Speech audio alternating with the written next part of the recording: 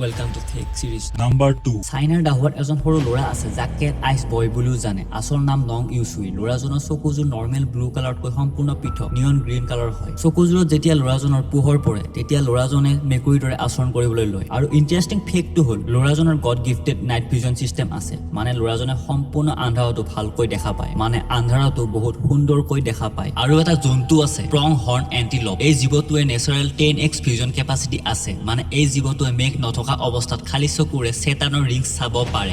আপুনি ঠিকই শুনিছে চেটানৰ ৰিংছ দেখে খালি চকুৰে এজন এনেকুৱা এষ্ট্ৰনট যিজনে নিজৰ জীয়েকৰ নাম চন্দ্ৰত লিখি আহিছিল এনেকুৱা আমেজিং ফেক্টৰ বিষয়ে জানিবলৈ ভিডিঅ'টো শেষলৈকে চাওক আৰু এতিয়ালৈকে যদি চেনেলটো আপোনালোকে সাবস্ক্ৰাইব কৰা নাই সাবস্ক্ৰাইব কৰি লওক লগতে বেল আইকনটো অন কৰি ৰাখক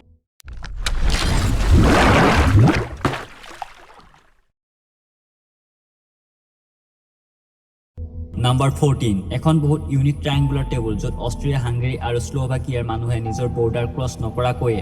একেলগে বহি ভোজন গ্ৰহণ কৰিব পাৰে নাম্বাৰ 13 আমেৰিকাৰ প্ৰেসিডেন্টৰ কাৰখন সাধাৰণ কাৰ নহয় এই কাৰখনত বহুত সিস্টেমৰ দ্বাৰা তৈয়াৰী কৰা হৈছে এই কাৰখনত আছে bullet proof window super protected fuel tank shotgun tear gas launcher night vision আৰু ফায়াৰ ফাইটিং ইকুইপমেন্টছ এই কাৰখনত এই সকলোবোৰ বস্তুৰ দ্বাৰা পৰিপূৰ্ণ হয় নাম্বাৰ 12 পাৰ্লেজি যি মানে জিনিয়াছ বুলি তেওঁলোকৰ এডত কয় কিন্তু এইটো সম্পূৰ্ণ মিছা যি মানে জিনিয়াছ নহয় ইয়াৰ অৰ্থ হৈছে গ্লুকোজ মানে পাৰ্লে গ্লুকোজ হয় নাম্বাৰ 11 জাৰ্মানীত জেলৰ পৰা পলোৱা অপৰাধীৰ কোনো শাস্তি নাই হয় আপুনি ঠিকই শুনিছে জাৰ্মানীৰ জেলৰ পৰা পলোৱা অপৰাধীৰ কোনো শাস্তিৰ ব্যৱস্থা নাই তাৰ চৰকাৰ আৰু তাৰ মানুহে ভাবে যে সকলোৰে স্বাধীনভাৱে থাকিবলৈ অধিকাৰ আছে সেইটো কাৰণে তাৰ চৰকাৰে কোনো শাস্তিৰ ব্যৱস্থা কৰা নাই এতিয়া পৰ্যন্ত জাৰ্মানীৰ জেলৰ পৰা পলোৱা অপৰাধীৰ কাৰণে নাম্বাৰ 10 স্পেচত এষ্ট্ৰনটৰ লগত এনেকুৱা যাদু বা চমৎকাৰ হয় যে তাতে থকা সময়ছোৱা তেওঁলোকৰ উচ্চতা 2 ইঞ্চিলৈ বৃদ্ধি পায় এইটো হোৱাৰ কাৰণ হৈছে তাতে মধ্যাকৰ্ষণিক শক্তি বহুত কম তাৰ ফলতেই তাতে থকা সময়ছোৱা তেওঁলোকৰ উচ্চতা 2 ইঞ্চিলৈ বৃদ্ধি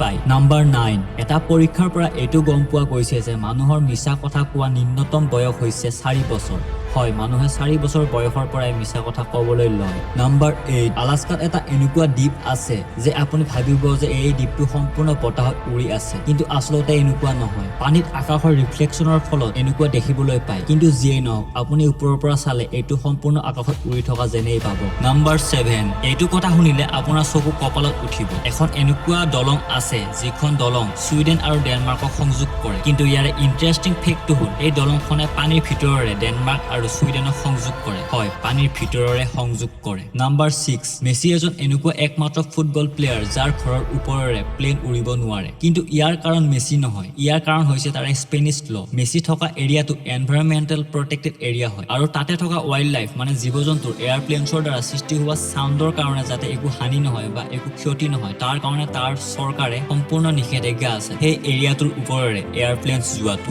নাম্বাৰ 5 আপুনি কেতিয়াবা সোলাৰ এয়াৰপ্লেনছৰ কথা শুনিছেনে শুনা নাই কিন্তু একমাত্ৰ সুইজাৰলেণ্ড এনেকুৱা এখন দেশ য'ত সোলাৰ এয়াৰপ্লেনছ মানে সোলাৰ প্লেনছ বনাইছিল নাম্বাৰ 4 আপুনি যেনেকে নহওক যদি 1100 ডিবি সাউণ্ড সৃষ্টি কৰিব পাৰে তেনেহলে আপুনি ইমান শব্দৰ পৰা আৰামত এটা ব্লেক হোল বনাব পাৰিব এইটো ইমানেই শক্তিশালী হ'ব যে আপুনি এখন সৌৰজগতক আৰামত ধ্বংস কৰি দিব পাৰিব হয় আপুনি এখন সৌৰজগত ধ্বংস কৰি দিব পাৰিব নাম্বাৰ 3 এইটো বহুত ইন্টাৰেষ্টিং ফেক্ট হয় আপুনি মন দি শুনিব যেতিয়া আপুনি স্পেচত লাইট স্পীড বেগত 15 বছৰ বয়সত যাব আৰু আপুনি তাতে 5 বছৰ থাকি আকৌ পৃথিৱীলৈ উভতি আহিব তেতিয়া আপোনাৰ এজ হ'ব 20 ইয়াৰ্ছ কিন্তু আপোনাৰ বন্ধু যেতিয়া আপুনি স্পেচত গৈছিল তেতিয়া আপোনাৰ লগত একেই বয়স আছিল কিন্তু তেতিয়া আপুনি উভতি অহাৰ পিছত সিহঁতৰ এজ হ'ব 65 ইয়াৰ্ছ নহয় জানো এইটো আমেজিং ফেক্ট নাম্বাৰ 2 জাপানত এটা প্ৰবল ভূমিকম্প আহিছিল সেই ভূমিকম্পৰ ফলত তাৰ এখন চিটিৰ মাজত এটা ডাঙৰ গাঁত হৈছিল কিন্তু তাৰে দুদিন পিছত আপুনি দৃশ্য চাওক ইয়াৰ পৰাই গম পোৱা যায় যে জাপানিজ মানুহবিলাক কিমান ফাষ্ট আৰু নাম্বাৰ 1 ফেক্টটো কোৱাৰ আগত আপোনালোকক মই আকৌ কওঁ যে যদি আমাৰ চেনেলটো আপোনালোকে সাবস্ক্ৰাইব কৰা নাই সাবস্ক্ৰাইব কৰি লওক আৰু এইটো ভিডিঅ' চাই কেনেকুৱা পালে প্লিজ তলত কমেণ্ট দিব